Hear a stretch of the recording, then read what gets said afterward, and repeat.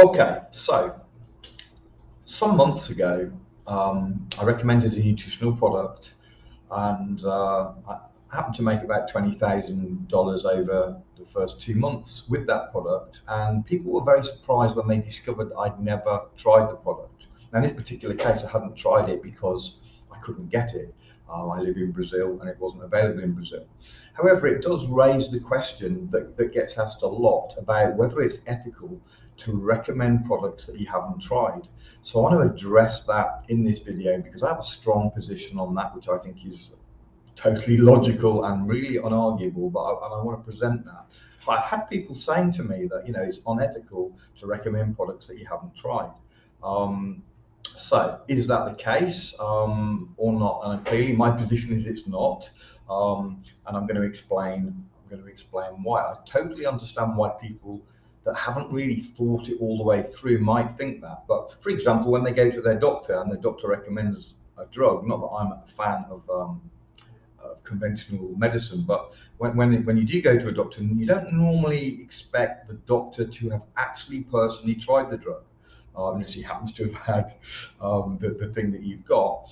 But you expect him to have knowledge about what the drug does for a disease or whatever for people in general, not necessarily that he tried it. Okay, I'm going to move on from that because I'm really anti using drugs and in general. So I want to move on to natural. So let me start off with an analogy. Well, not even an analogy, but an example that hopefully will start to bring a little clarity to the subject. So if you had a product, let's call the product X, and it was going to be used for a disease we'll call Y.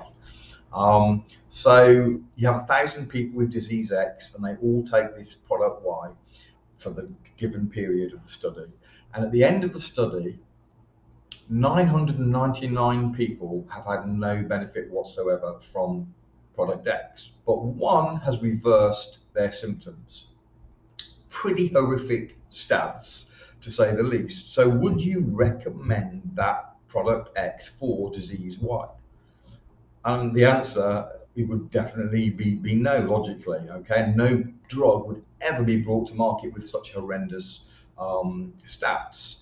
So 1 out of 1,000 is not enough to recommend a product. Okay, clearly. What happens if you were that one? Does that change anything? Now, at an emotional level, it might make you want to recommend that, but statistically, logically, rationally, it shouldn't be recommended because 999 failures out of 1,000 is really horrific.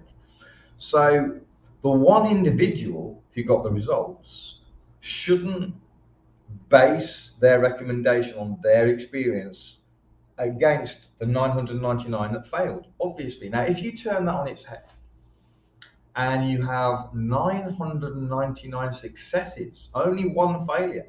Now that's an amazing statistic, almost an unheard of statistic. Now that would be a product you want to recommend. But what if you were the one that didn't? And again, your personal one experience shouldn't come into it because 999 successes is a real shame for you personally, but that is a phenomenal product. You definitely want to recommend that. So the point is that your individual personal experience pales compared to the general numbers that a product helps or doesn't help. That's really what's important. So if you can research and understand a product and how effective it is on a given situation, that's much more important than your personal experience. Now, if you happen to research a product and let's say let's just run with the one we've got, 99% of the time it's going to reverse something, and it happened to do it for you, then that's cool. You can use your experience now because it's backed up with a lot of other people's experience, and your experience falls in line with the data. That's cool. But if your experience is positive and goes against the data, now you shouldn't be recommending it. Hopefully that makes sense. But we have another major problem, and that is a lot of the time, as a holistic nutrition and detox specialist, a lot of the time I'm recommending products for diseases that I don't have. I don't have autism. I don't have cancer. I don't have fibromyalgia, multiple sclerosis, etc. Okay, I don't have these diseases. if I had to have a personal experience where it worked for me, for the disease I was going to recommend it, I wouldn't be able to recommend anything hardly for anyone, because I don't have a lot of the diseases that people are wanting help with. I don't have headaches, I don't have insomnia. So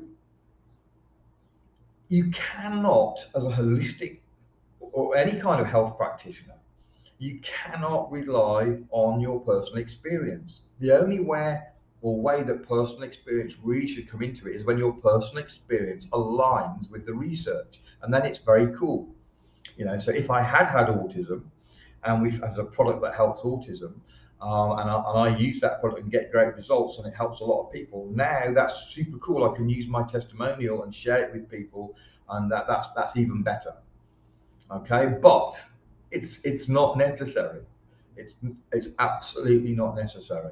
So hopefully that sheds a little light on the question as to why it's perfectly ethical, and in fact more ethical, if you base your recommendations on research rather than on your personal experience. Your personal experience should only add to that if you have personal experience. And many times you can't have personal experience because you don't have the situations, the diseases, the challenges that someone else has.